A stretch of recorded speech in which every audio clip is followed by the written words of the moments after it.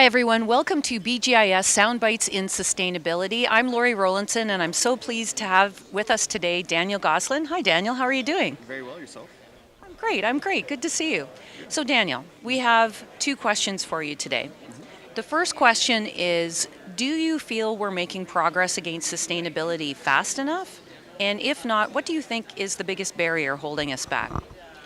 So, in short, I don't think we're making progress fast enough. I think in the last 18 months we started trending in the right direction. What we need to see is that trend continue to accelerate to really get to where we need to go. So, the barriers, we're starting to break them down. For a long time, the barriers were, and I might be leading into a little bit more in depth than called for, but what it comes down to for me is that let's focus on real property because that's my area of business.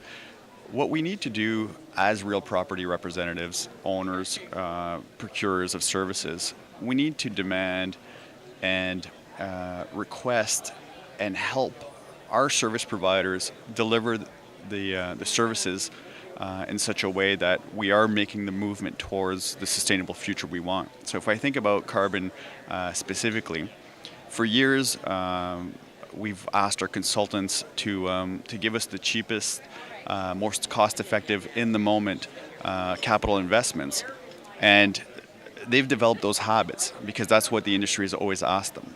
And what we've seen in the last 18 months is a shift where we are saying, no, we want you to think more creatively and engineer better solutions to reduce carbon while still being cognizant of life cycle costing. So it's a very big shift in thinking, and what we're finding is that when we first start working with a new consultant thinking this way, their muscle memory is such that they go back to their old ways, and that we're having to spend time with them, helping them get to that next level of thinking.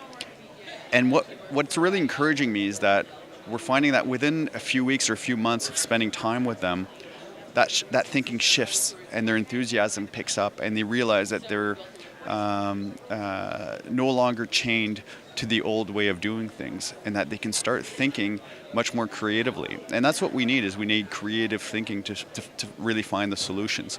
So my optimism now is that as long as we continue to work with our consultants on the engineering side and the architecture side, we will continue to provide solutions, and those solutions, like any other thing, will become more cost effective as we go and change. Now, the next step, though, is that we are doing this, leading, in my case, with the federal government.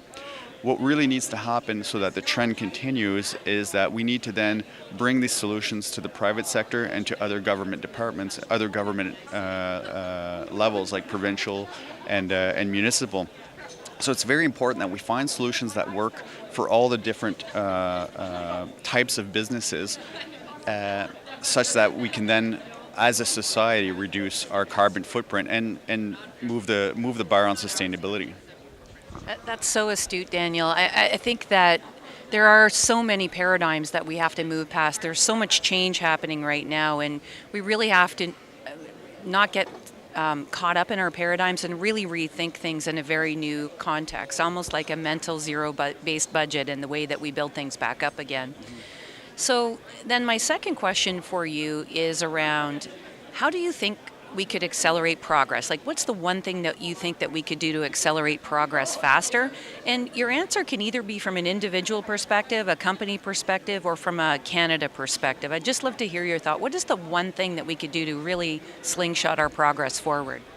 So I'll look at it more from a business perspective. BGIS as a business, we have lots of engaged clients, and we have the opportunity to influence them and educate them in the best solutions. So what I really like about our business is that we are the connection between the industry that provides us with services and our customers who pay for the services.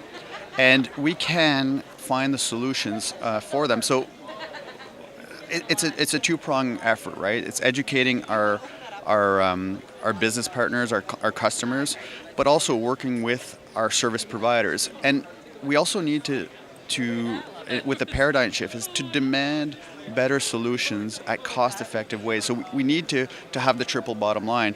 And what I'm finding is that with the paradigm shift, if we demand a certain performance, we are able to get it out of our people. It's all about how we incentivize the people who are working with us and how we lead them. It's really a leadership aspect, and simply not tolerating subpar work or the way we used to do things. I think that's the most important thing we need to do as a business to move things forward. Well, Daniel, thank you so much. I just love your passion, and I thank you for your leadership. You're one of our great leaders on this topic, and I just love your passion on this topic, and combined with your leadership, I'm sure we'll make some great progress together. So thank you very much.